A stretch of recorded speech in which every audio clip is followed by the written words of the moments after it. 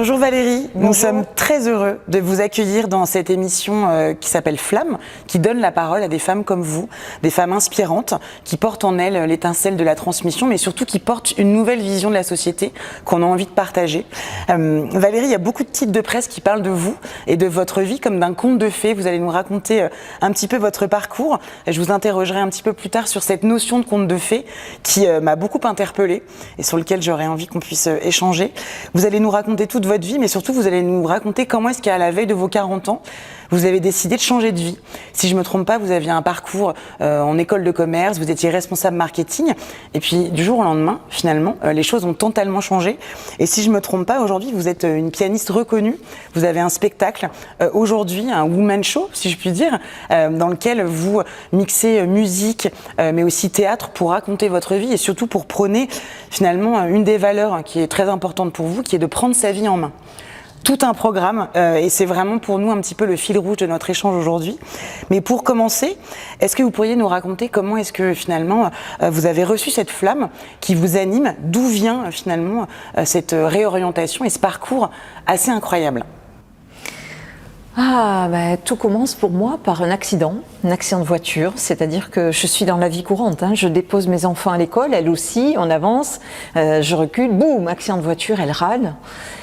Et il faut faire un constat d'assurance. Elle n'a pas le temps et je n'ai pas le temps non plus. On est pressés toutes les deux. Donc on se dit, écoutez, venez chez moi. Elle me dit, venez chez moi ce soir, on fera le constat d'assurance. D'accord. Quand j'arrive le soir chez cette fille, dans cette petite maison en briques étroite, je vois immédiatement à ma gauche un piano, un violon, des tableaux, des photos, de l'art partout.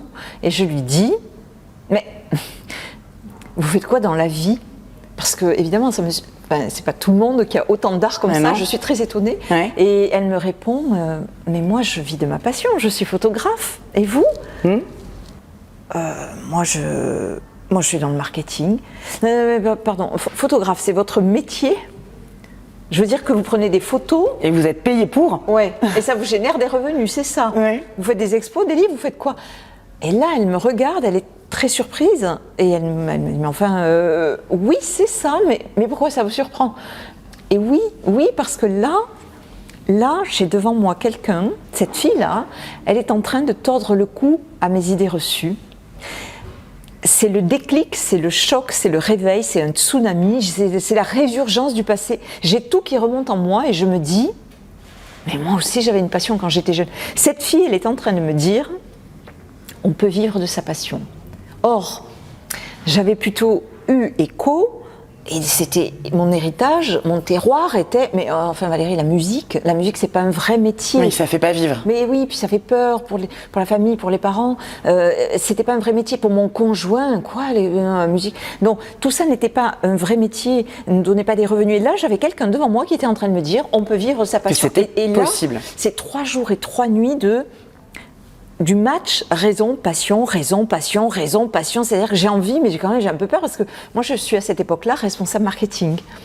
Donc j'ai une situation établie, ça fait 20 ans que j'exerce dans le métier du commerce. J'ai à la base une formation Bac plus 5 d'école de commerce, j'ai travaillé dans le commerce, mes amis sont dans le commerce, je suis dans le marketing, j'ai une vie établie, je suis mariée, j'ai 2 enfants. La vie est sur des rails et je sais que je suis attirée par ça, j'ai envie de tout quitter, mais quand même j'ai aussi un peu la trouille. C'est pas un choc, c'est un choc immédiat, c'est un réveil, mais la décision elle prend 2-3 jours. Je ne pense qu'à ça, ça m'obsède. Moi je vis de ma passion, et je me dis go. Pourquoi pas moi? On ne vit qu'une fois.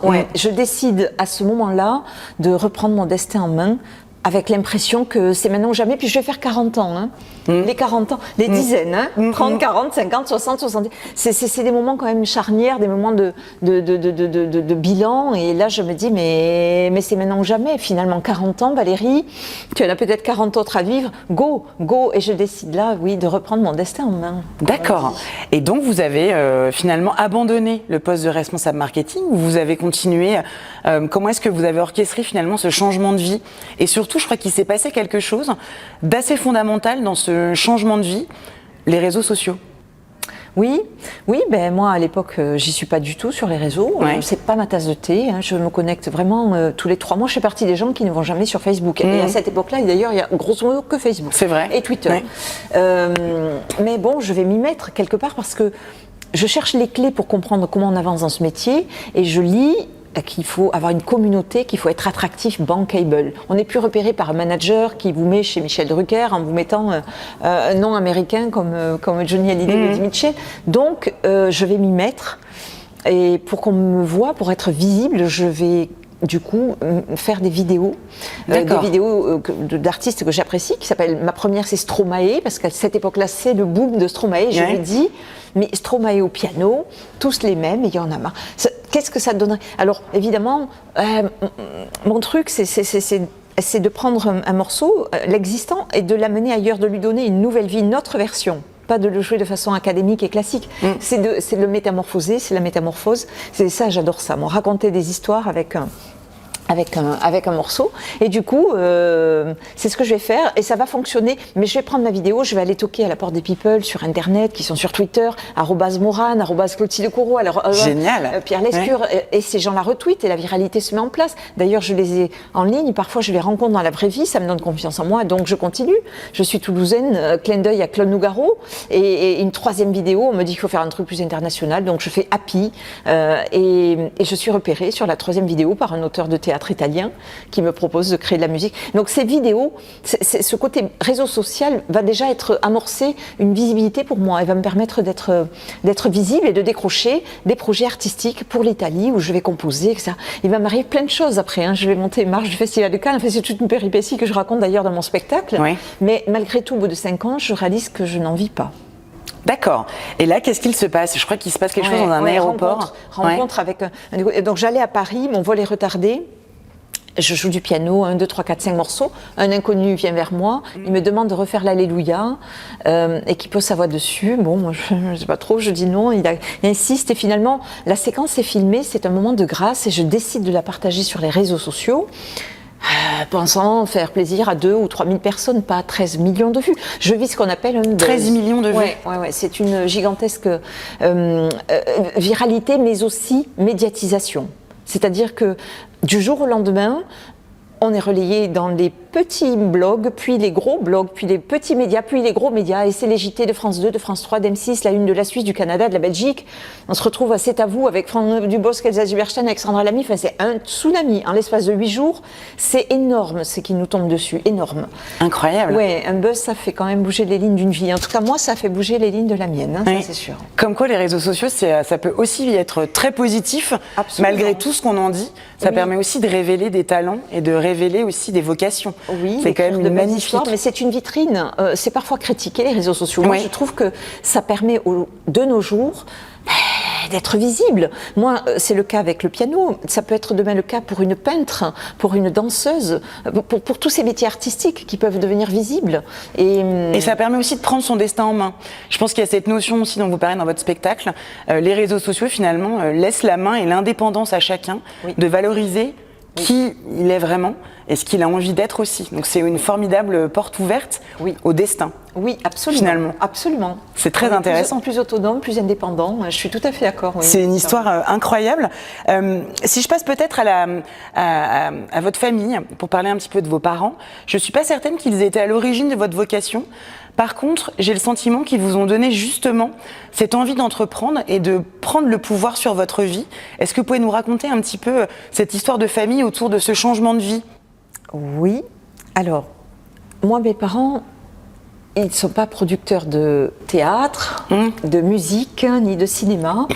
Ils sont producteurs d'un fruit qui s'appelle le melon, dans le sud-ouest. D'accord. Donc, c'est des gens qui travaillent la terre. Et forcément, quand je suis arrivée, moi, à 18 ans, avec mes envies de compositeur de musique de film, enfin, ma chérie, ça, c'est pas un vrai métier. Ça fait peur, Festival de Cannes, l'ombre.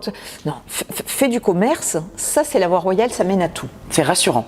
Oui, donc le choix de la sécurité et de la raison a été orienté. Malgré tout, je donne désormais des conférences en entreprise et très souvent, en off, dans les cocktails, on me dit « Mais d'où vous vient cette passion qui vous anime, cette persévérance, oui, ne rien lâcher. Et je réponds souvent, mais vous savez, ça c'est mon héritage.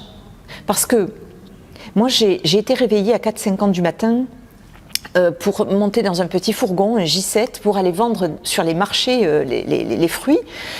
Revenir et compter la caisse, les billets, cette vie précaire, on habitait une ferme avec un toit qui s'envole et des conditions rudimentaires, j'avais pas de piano, pas de chambre, on vivait à 4, enfin c'était vraiment très très dur.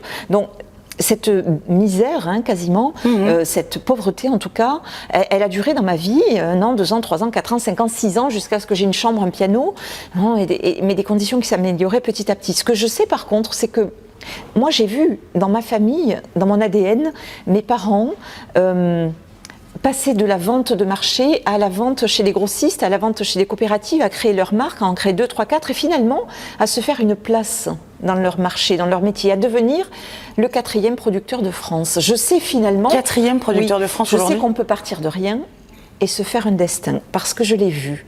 Et je crois que c'est quelque part, peut-être, ce qui est en action en moi, aujourd'hui dans ma vie d'artiste. C'est hyper intéressant parce que ça veut dire qu'ils n'ont peut-être pas au départ supporté ce changement de vie, mais par contre ils vous avaient donné toutes les clés pour pouvoir la décider. Oui. Et c'est assez magnifique comme histoire. J'imagine que vous avez dû avoir des débats assez intenses avec eux, mais finalement c'est aussi leur philosophie de vie. Puisque c'est eux qui ont réussi ça aussi de leur côté. Oui, et j'ai été pleine de gratitude à leur égard, je le leur ai formulé d'ailleurs. Merci parce que quelque part, si je suis comme ça, c'est grâce à vous, j'ai vu ça, mais parce que ça m'a façonné. D'autres amis partaient en vacances à la mer, par exemple, tous les étés, tout ça, ont eu des vies plus confortables. Mais moi, non, moi je partais jamais à la mer. Par contre, j'ai appris la valeur travail, quoi. Enfin, la persévérance, la passion, faire ce qu'on aime, aller au bout, être plein d'audace. Voilà, ça a été mon héritage, ça a été mon quotidien et je le fais désormais aujourd'hui.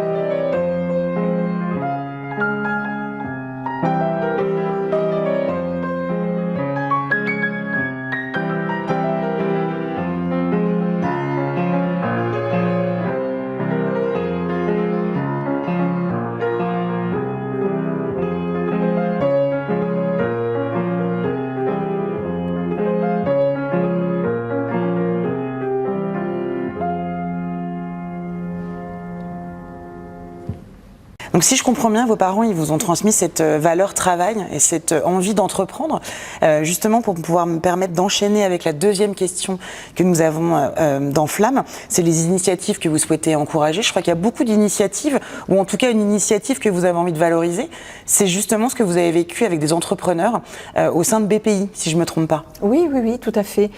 Oui, on me fait intervenir dans plusieurs contextes d'entreprise. Oui. Et effectivement, se joue finalement quelque part le rapport au monde du travail. Parce que, on me dit parfois, Valérie, vous avez de la chance, vous avez une passion. Et vous pouvez dire aujourd'hui, vous vivez de votre passion. Moi, je vis de ma passion. Oui, c'est vrai. Mais en même temps, il n'est pas tellement là l'enjeu et l'objet. C'est pas de dire, ouais, cette fille a de la chance, elle a une passion. C'est plutôt de se dire, vivre avec passion, travailler avec passion, se passionner pour la vie. Se passionner pour ce que l'on fait. Moi, aujourd'hui, il est vrai que je vis piano, je mange piano, je dors piano. Mais dans mes anciennes fonctions, dans mon ancien job, j'étais exactement comme ça. Je vivais, je dormais, je mangeais dans mon métier. Je m'investissais dans ce que je faisais. Et c'est ce qui fait d'ailleurs que j'ai gravi les échelons, que je suis devenue chef d'agence, manager et marraine des nouveaux entrants que je formais. Je veux dire par là que tous les jours, on a le choix. On peut se dire...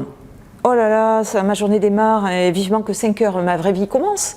Que le vendredi, ma vraie vie commence. Que le mois de juillet, ma vraie vie commence. Ou on peut se dire, ok, je me lève, qu'est-ce qui m'attend aujourd'hui ? Qu'est-ce qui va se passer pour moi aujourd'hui ? Alors il va peut-être y avoir des trucs pénibles. Il va peut-être y avoir un nouveau chef qui va nous annoncer, ok, et alors ? Ça fait partie du chemin, c'est l'expérience ça. Dépasser l'expérience, s'investir, apprendre, se nourrir. Et construire quelque part une expérience de vie capitalisée. Ça c'est avoir un regard sur le monde du travail qui est plutôt positif, parce que ce que je constate dans mes interventions, oui.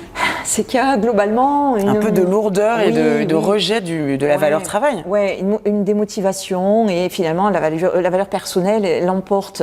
Moi, mon témoignage est dans la lignée du fait que quand on fait les choses avec passion, quand on fait les choses avec envie, avec audace, avec motivation, avec détermination, avec persévérance, on peut écrire l'histoire.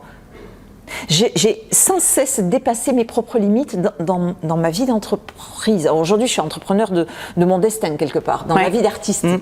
Mais autrefois, je suis arrivée dans des fonctions commerciales, j'étais archi timide. Moi, je pleurais tous les soirs. Je me disais, mais c'est trop dur, je vais jamais y arriver. Et pourtant, j'ai serré les dents, j'ai dépassé ma timidité, j'ai vaincu le truc. Et 2 ans après, je négociais des accords nationaux avec Airbus. Bon, ça m'a énormément nourri, mais cette expérience-là, aujourd'hui, 10, 15, 20 ans après, elle m'est bénéfique, elle me sert. Sur l'instant, on ne sait pas vraiment pourquoi on vit nos épreuves et nos difficultés. Mais bien plus tard, on se dit, ah punaise, on se retourne et on voit bien et ça, c'est le monde du travail aussi qui nous le permet, qui nous donne ces possibilités d'aller se frotter à titre personnel dans des expériences de vie. À progresser. Mais oui, que ce soit la créativité, le management, enfin, il y en a plein, la timidité, la confiance en soi, il y a plein de domaines qui sont nourris par la valeur travail. En tout cas, moi, c'est ce qui m'anime et c'est ce que j'incarne. Mais alors, c'est intéressant parce qu'on entend beaucoup de choses, notamment de la part des nouvelles générations, qui placent la valeur travail finalement en second, voire troisième plan de leur vie, mais aussi qui attendent beaucoup de l'entreprise comme étant le moteur de leur bien-être ou de leur épanouissement. C'est pas tout à fait ce que vous dites. En fait, ce que vous dites, c'est que c'est à chacun finalement de rendre sa vie passionnante. Absolument, c'est ça. Je pense qu'on est tous acteurs de nos chemins, de nos destins, de nos jobs, de nos vies. Et le curseur de l'intensité, c'est nous qui le mettons. Vous pouvez avoir quelqu'un qui arrive sur un job et qui attend effectivement que la vraie vie démarre, et une autre personne qui, au contraire, va prendre son travail et le tirer vers le haut, va l'amener, mais en cherchant finalement à amener, le meilleur de soi. Mais en y mettant le meilleur de soi, on grandit. On grandit, c'est comme ça qu'on prend de l'ampleur. Mais bien sûr, bien sûr. Alors, c'est pas une performance à destination d'un, je sais pas quoi là. Enfin, j'entends des CAC 40, des patrons. Non, il n'est pas là l'enjeu. Il est de se nourrir les uns et les autres et de grandir avec. Et le collectif aussi. Oui, bien sûr. C'est extrêmement intéressant. Et merci parce que je pense qu'on a tous besoin de réentendre à quel point le travail est aussi source d'épanouissement. Oui, nourrissant. Et que cette idée de travail collectif aussi est extrêmement intéressante pour sa progression individuelle. Je crois qu'il y a cette notion qui est quand même très forte dans tout ce que vous racontez, notamment dans votre spectacle. Pour finir cet échange, qui est hyper inspirant et merci beaucoup, on demande toujours à nos interlocutrices de valoriser la flamme que vous souhaitez donner aux nouvelles générations. Et avant finalement d'aller sur cette question, moi j'avais envie de revenir sur cette idée du conte de fées dont on parle énormément autour de votre vie. Et bizarrement, moi quand je vous entends, vous n'avez rien à voir avec une princesse à sauver. Vous n'avez rien à voir avec cette idée du conte de fées qu'on peut se faire de la petite chose fragile qui a besoin de son prince charmant pour être heureuse. Ça m'intéresse d'avoir un peu votre vision du conte de fées et pourquoi est-ce qu'on vous met dans cette catégorie, dans cette histoire. Alors Charlotte, je vous l'annonce, les contes de fées existent. Alors ça, j'y crois pas. J'ai envie d'être convaincue. Si, parce que je suis intimement persuadée, je les connais bien les contes, je les ai travaillés, je les ai mis en musique, c'est un sujet que je connais très bien, j'en ai lu Le Sens Caché, les petits canalises du conte de fées, etc. Je pense que nous sommes tous des héros, héroïnes de nos vies. Je pense que nous avons quelque part, chaque jour, des embûches sur nos chemins, plus ou moins grandes, des épreuves dans nos vies plus ou moins grandes qui vont s'offrir à nous, et là on aura le choix. Ou c'est trop dur, je m'arrête là, je renonce, je pars en dépression, je n'y arrive pas. Ou je dépasse le truc et j'avance. Et en dépassant l'épreuve, on peut écrire l'histoire de nos vies, on peut tourner les chapitres de nos vies et écrire et se retourner sur « Ah mais j'ai fait ça, j'ai avancé ». Ce que j'en sais, en revanche, c'est qu'en dépassant les épreuves, on peut aller tutoyer les anges et caresser le pied des étoiles. Moi, ça, je sais que c'est possible, je le sais, et je sais que ça vaut le coup. Mais il est là, l'enseignement des contes de fées. C'est effectivement pas quelqu'un qu'on va aller chercher, le baiser d'un prince. Non, c'est pas ça. du tout. C'est d'être acteur en permanence des épreuves qui vont venir se mettre dans nos embûches pour finalement déployer le meilleur de nous. Et la princesse ou le prince qui sommeille. Mais il est possible d'aller le trouver, ce chemin-là. Mais c'est un cheminement et nous sommes acteurs, héros, héroïnes de nos vies au quotidien pour pouvoir accéder à cette part de lumière que nous avons en nous. Donc en fait, cette idée de conte de fées dont on parle autour de vous, c'est plutôt l'idée de prendre sa vie en main et être héros finalement de son histoire. Oui, alors sa vie, son job, son métier. Moi, je dis pas aux gens, plaquez tout, faites comme moi et devenez artiste, pianiste ou peintre. Non, mais dans ce que vous faites, faites-le avec passion, métamorphosez-vous, réinventez-vous, mettez de la passion dans votre job, mettez de l'intensité dans vos vies, faites sauter vos plafonds de verre, mettez de l'audace, de la motivation.